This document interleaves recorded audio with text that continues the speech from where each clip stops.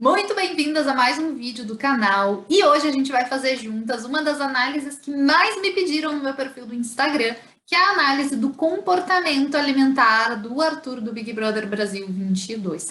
Gente, primeiro de tudo, é muito importante que a gente analise o contexto, tá? Olha só, o Arthur é casado com uma influencer digital, tá? Conhecida por propagar, disseminar muitos terrorismos nutricionais e informações falsas sobre alimentação e saúde, tá? O ponto aqui não é falar mal dela, o ponto aqui é explicar com base na realidade do Arthur o que pode ser que esteja acontecendo dentro da casa, para que a gente consiga entender melhor sobre o comportamento que ele está mostrando e também entender melhor sobre compulsão alimentar. Primeiro, é preciso que a gente tenha muito cuidado com as informações sobre emagrecimento e sobre saúde que a gente vê aí na internet, né? Recentemente, agora, essa semana, aconteceu o caso da enfermeira que acabou falecendo, né? Acabou indo a óbito por ter consumido chás emagrecedores. É uma pena, sinto muito pela família, mas isso, gente, infelizmente é mais comum do que a gente imagina. Pessoas perdendo saúde, perdendo dinheiro, perdendo a vida por promessas falsas que acabam mais prejudicando a sua saúde do que ajudando em qualquer coisa. Então a gente tem que ficar muito, muito, muito ligada, de olho aberto, porque tem muitos comportamentos de transtorno alimentar disfarçados de dica de emagrecimento. Então abre teu olho e começa a te questionar se aquela dica realmente faz sentido. Tu daria aquela dica para uma pessoa que já é magra? Tu daria aquela dica para uma pessoa que talvez tu desconfie que sofra de algum transtorno alimentar? Pois é, esse é um bom filtro para a gente começar a passar nas informações que a gente vê online hoje em dia. O comportamento do Arthur que vem chamando a atenção dentro da casa é o de estar extremamente empolgado com o consumo e com o acesso a alguns alimentos que comumente são considerados não saudáveis para a alimentação, como é o caso de doces, como é o caso de pão, por exemplo. Mas será que tem algo a mais além da empolgação? E aqui, para a gente poder discutir isso, a gente precisa primeiro entender o que é compulsão alimentar. Compulsão alimentar, gente, é muito diferente de comer em excesso, comer até a barriga estufar. É muito diferente disso, tá? Muitas vezes, quando a gente vai na pizzaria e come até ter que abrir a braguilha da calça, isso é comer em excesso, tá? A compulsão alimentar, gente, ela é um transtorno um pouco mais silencioso. As pessoas que sofrem desse transtorno, elas têm vergonha, elas comem escondidas. E mais importante ainda, compulsão alimentar não é sobre o alimento escolhido, é sobre o comportamento que se tem de acordo, né, perante ao alimento, à alimentação. Então, dentro de um episódio de compulsão alimentar, pode ser consumido desde alimentos hiperpalatáveis, que são ricos em açúcar, ricos em gordura, ricos em sal, até alimentos saudáveis. Basicamente, num episódio de compulsão alimentar, a pessoa vai consumir aquilo que tiver disponível, seja arroz e feijão, seja um pedação de bolo. Então, é muito importante a gente deixar claro que não é porque tu tem preferências alimentares e porque tu foi lá e comeu mais pizza ou tomou mais refrigerante do que deveria, que tu sofre necessariamente ou que tu teve um episódio de compulsão alimentar. Lembra sempre, comer demais não é compulsão alimentar. Outro detalhe importante, não são só pessoas com sobrepeso e obesidade que sofrem com a compulsão alimentar. Tem pessoas magras, fit, que também sofrem com esse transtorno alimentar. E o que é, então, um episódio de compulsão alimentar? Um episódio de compulsão alimentar, gente, é quando a pessoa consome grandes quantidades de comida num curto espaço de tempo, não consegue parar de comer quando se sente já cheia, já satisfeita, e é acompanhada daquela sensação de falta de controle e de vergonha. Quem sofre com a compulsão alimentar geralmente tende a esconder esses sintomas, tende a esconder esses comportamentos, por vergonha, por achar que é a única pessoa que não consegue controlar aquilo que está comendo. Então, compulsão alimentar não é algo que, oh meu Deus, tive um episódio de compulsão alimentar.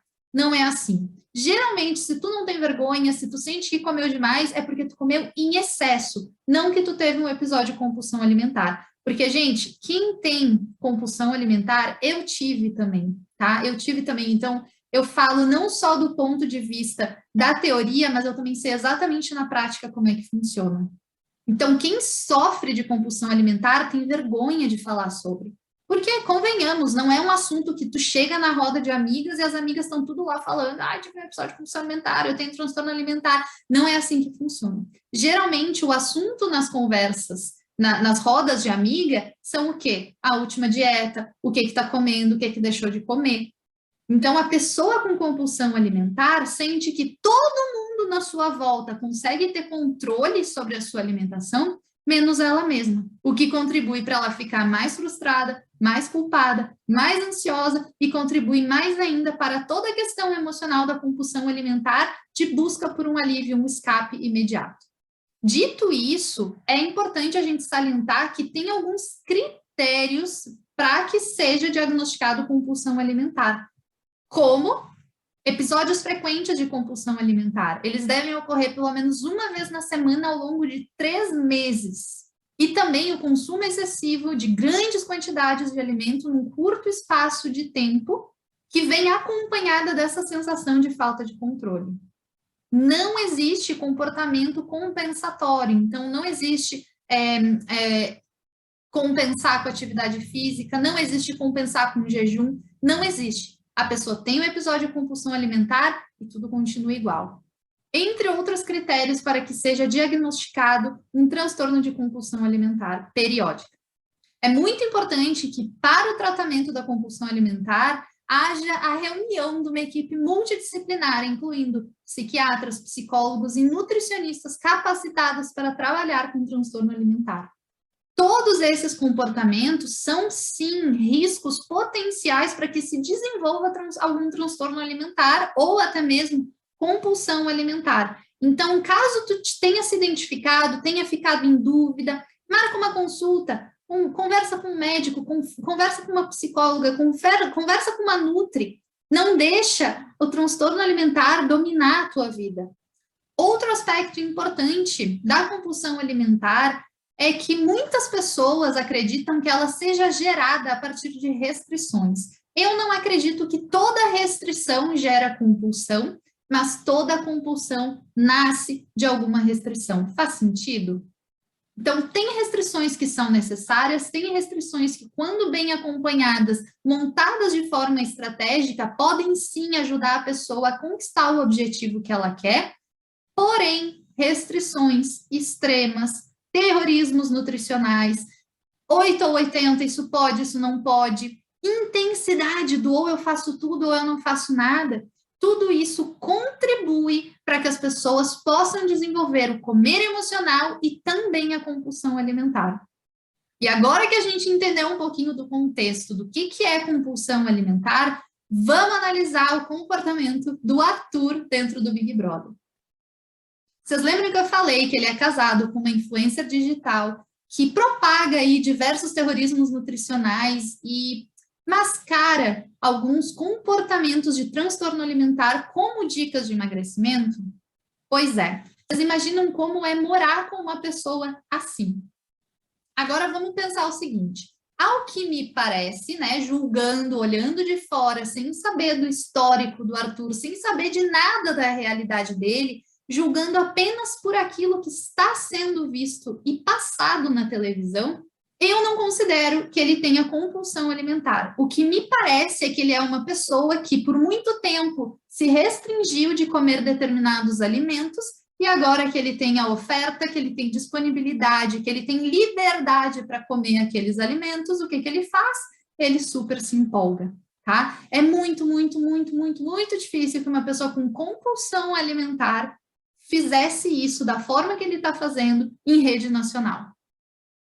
Vocês lembram que eu falei que uma das coisas da compulsão alimentar é o comer escondido? É o ocultar os sintomas?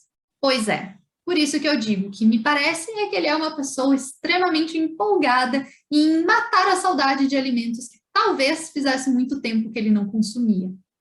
Dito tudo isso, é importante a gente manter os olhos abertos e ficar de olho em qualquer comportamento diferente em relação à alimentação que a gente possa ter ou que pessoas que a gente ama, que a gente convive, possam estar tendo. Mas não jump na conclusão de dizer, de diagnosticar aquela pessoa. Começa a observar, né? Porque não se torna, não se desenvolve compulsão alimentar da noite para o dia, né?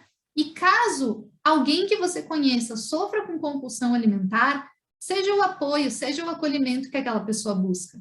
Evite julgar uma pessoa com sintomas de compulsão alimentar como preguiçosa, como com falta de força de vontade. Apenas seja o acolhimento e instrua a pessoa a buscar ajuda.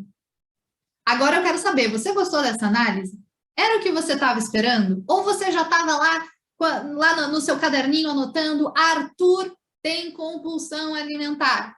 Gente, vamos com muita calma, mas me conta aqui nos comentários. Você gostou dessa análise? Você gostaria que eu fizesse mais análises nesse sentido? O que fez mais sentido das explicações que eu dei para você? Você concorda que pode ser que o Arthur seja apenas uma pessoa muito empolgada por consumir alimentos que talvez tenham sido retirados da rotina dele? Me conta aqui nos comentários.